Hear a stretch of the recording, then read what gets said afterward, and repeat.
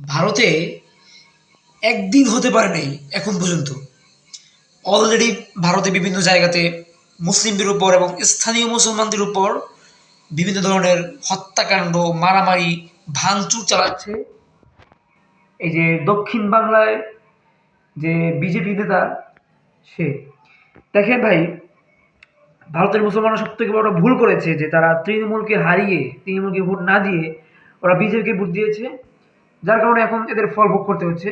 গতকালকে তারা ক্ষমতায় এসেছে, আর আজকে মানে গতকালকে আসার পরই রাতে বেলা কয়েক ঘন্টার ব্যবধানে ওরা রাস্তায় নেমে, বিজেপির সন্ত্রাসীরা রাস্তায় নেমে বিভিন্ন ধরনের ভাঙচুর চালিয়েছে। বিভিন্ন ধরনের মুসলমান ব্যবসায়ীদের দোকানপাট এবং ঘর বাড়ি। ভারতের এই যে একটা সন্ত্রাসী কর্মকাণ্ড ওরা চালাচ্ছে, এটার আমরা তীব্র নিন্দা জানাচ্ছি বাংলাদেশ থেকে।